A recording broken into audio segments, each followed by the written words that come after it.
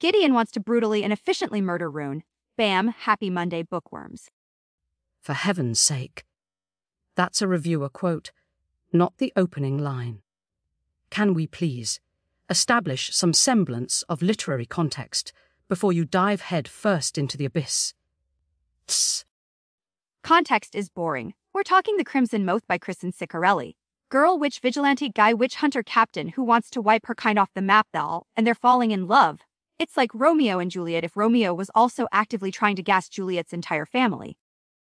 That is a reductive, albeit not entirely inaccurate, summation. The book attempts to explore themes of oppression, forbidden love, and trauma within a Regency, inspired fantasy setting. The author, Ciccarelli, clearly intended To make us yelp, because, hello, Gideon Sharp, Captain Genocide. He spends most of the book wanting Rune and everyone like her dead, like children dead, and she's batting her eyelashes at him. What is wrong with this girl? Rune Winters, the protagonist, is a complex figure navigating Complexly stupid taste in men. Look, I get bad boys, okay? Remember our Twilight debate? You called Edward Cullen a sparkly stalker? I called him misunderstood. But Edward wasn't trying to commit ethnic cleansing. Gideon's justification is that some evil witch queen abused him. So now, all witches gotta die? That's not trauma, that's a villain origin story. A gross one. the narrative's handling of Gideon's trauma as a motivation for his genocidal ideology is, admittedly, one of the most contentious points. It borders on the irresponsible. Suggesting past victimhood can somehow mitigate present atrocities. It's a deeply problematic trope. Problematic? It's insane. And Rune, heroine, she's sneaking around as the Crimson Moth, saving witches, being all badass. Then she puts on a fancy dress and swoons because Captain Murderface remembers the sound of her laugh. Pick a lane, lady. Is he the monster hunting you, or your prom date? Her internal conflict is the crux of the drama. The hunted falling for the hunter. Dynamic. However, unsettling. Unsettling? There's a scene where he basically gets pressured into sleeping with her to see her scars. Mr. Say survivor himself. Reviewers were squirming. I was squirming. It's like the author threw darts at a board labeled trauma tropes and just went with it, and don't even get me started on the magic system. Ah, yes. The thaumaturgy requiring bloodletting, while symbolic. Perhaps sacrifice. Symbolic, she uses period blood. One reviewer called it nasty. I call it hardcore. But, yeah, mostly it's self-harm. Slicey, make the magic happen. Who signed off on this? Did they focus group test self-harm spells with actual teenagers? It certainly pushes the boundaries of the young adult classification. Which brings us to the inevitable question. Beyond the shock value, is the Crimson Moth actually any good? Depends. Do you like screaming? Because the ending apparently made people throw the book across the room. Total cliffhanger, total betrayal. Readers are either calling it the best romantasy ever, or morally reprehensible trash. There is no in between. The critical reception is indeed polarized. Some praise Ciccarelli's prose and the undeniable tension she builds. One reviewer lauded the addictive plot, while another claimed the plot doesn't start till 70% in.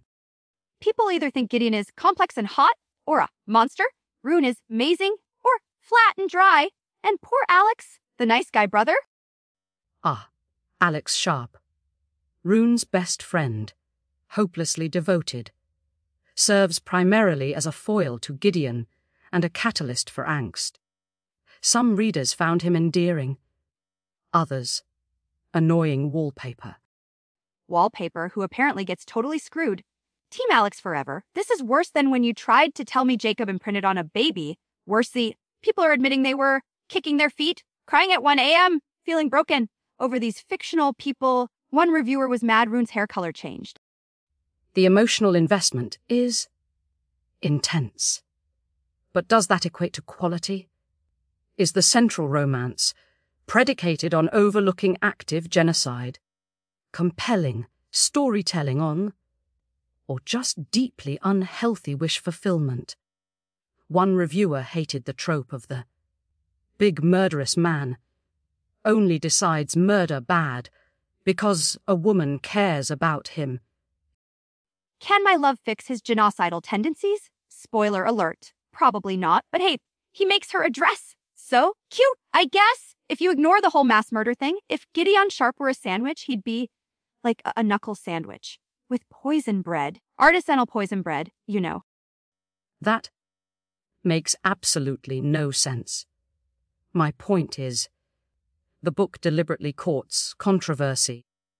It throws gasoline on the enemies to lovers. Trope and lights a match. It's Pride and Prejudice meets Inglorious Bastards, performed by teenagers. Okay, final verdict time scale of 1 to 10. Questionable life choices? That's not a scale. Fine. For its sheer audacity and the undeniable debate it sparks, I give The Crimson Moth 4 out of 10 therapy sessions required after reading. It's provocative, but deeply flawed. Weak. I give it 8 out of 10 reasons to yell at a book. Nah, it's a hot mess. The romance is 50 shades of wrong. Gideon needs jail, not a girlfriend. Rune needs better taste. But I couldn't stop reading the spoilers. It's infuriatingly addictive. High praise indeed. You betcha. All right, lovebirds and literature haters, that's all the time we have. Tune in next week when we tackle our My Step, Alien is a Sentient Toaster Oven. Sounds steamy. I refuse to believe that's a real book. Until next time, keep your pages turning and try to make slightly better romantic choices than Rune Winters. This has been Heart Book Radio.